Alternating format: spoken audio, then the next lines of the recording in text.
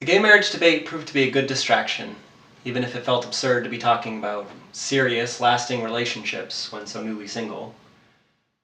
And suddenly, it was summer. My first year of grad school done, my last summer before the real world, I threw myself into my friends, my music, and the gay marriage campaign. I went on dates here and there, but nothing ever really stuck. Adam and I would email back and forth from time to time, but most of the time it was just me calling late at night and leaving a voicemail, usually when walking home alone. He was living with his father outside Tulsa and trying to find a job. Being broke, he never had any minutes on his phone, so our conversations were short, if at all. I would have killed for one of our long, meaningful talks. Instead, with no classes and my conducting job done for the summer, I was left with a lot of time to think.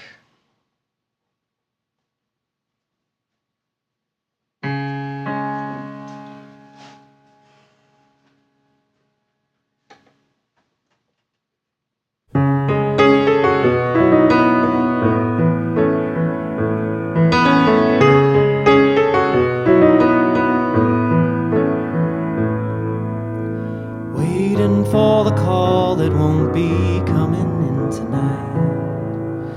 Watching the rain fall down, painting us with streaks of wet nostalgia.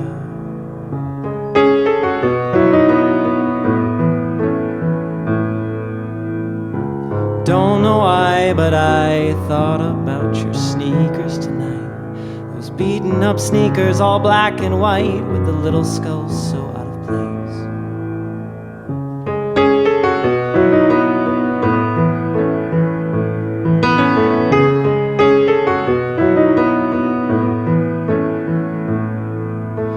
The hiss of the espresso machine made me think of you.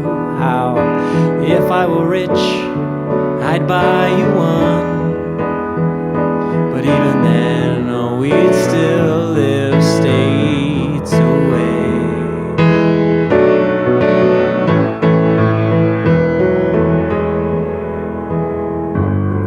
We'd still be alone, but you'd be drinking better coffee.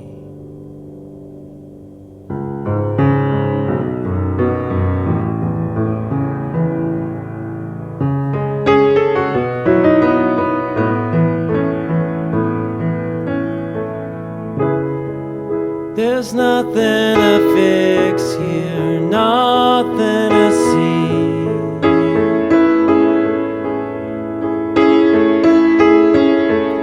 So what's got me so bruised and distant, kissing the window pane?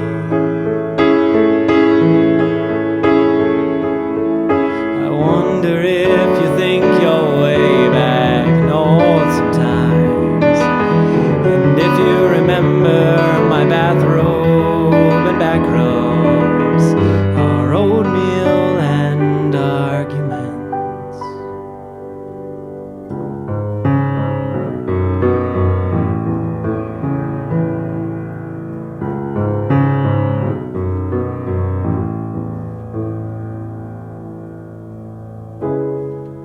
There's nothing to fix here, nothing to see.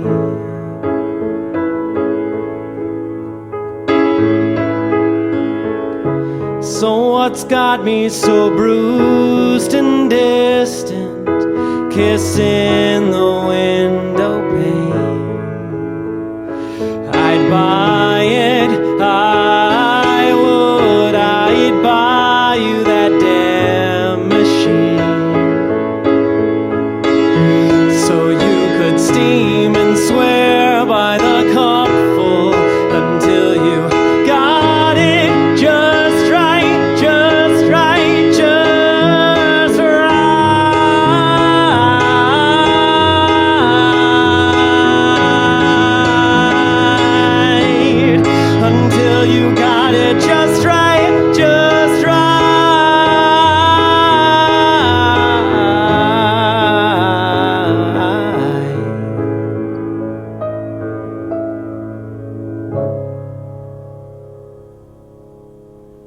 turned out to be good training for many different areas of my life.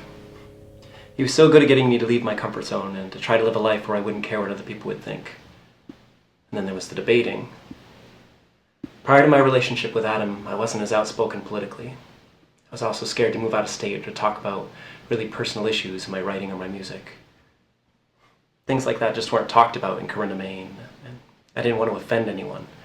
I'd always been the kind of person that you could take with you to church or introduce to your parents. I wrote a letter to the Portland Press-Herald in which the first line read, "I am a gay Catholic." After years of conducting in churches and pretty much only being out to my friends, I had outed myself in the largest paper in Maine. Everyone suddenly seemed like they were in the middle of a battleground. My old high school, Nokomis, was making headlines with its battling staff. First, my former English teacher appeared in a TV ad supporting marriage equality, and then a guidance counselor and father of a former classmate appeared in an anti-same-sex marriage ad claiming that said English teacher was already forcing a gay agenda in schools. My heart went out to any closeted high school kid that had him for a guidance counselor. It just frustrated me. The idea that somehow if we were to have the same as them, they would have less. I struggled to understand the fear and the hate that seemed to bubble up out of nowhere in the tight-knit community where I'd grown up.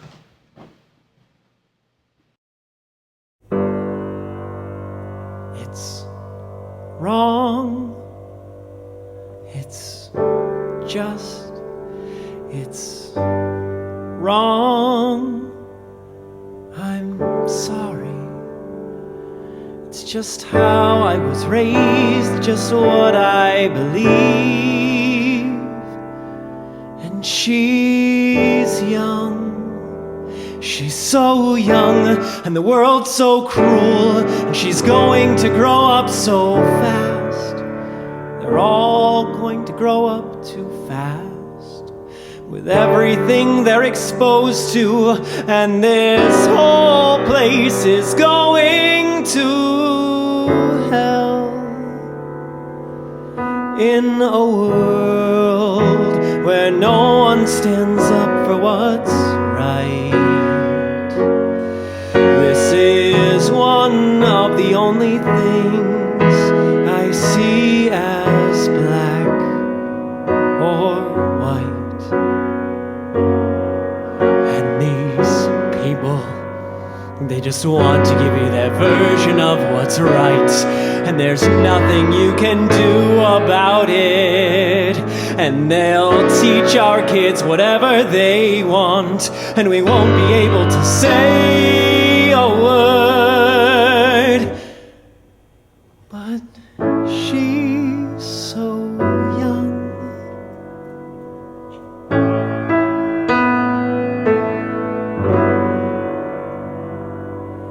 I'm not stopping them from doing whatever they want behind closed doors. I'm not stopping them. But if I thought for 1 second that I could give my daughter one more innocent day, I'd burn the world. I'd burn the world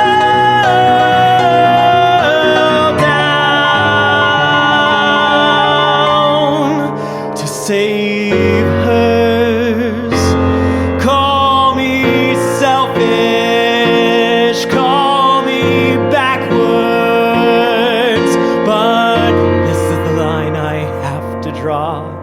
But not for me. Not because I hate you or even know you. It's for her.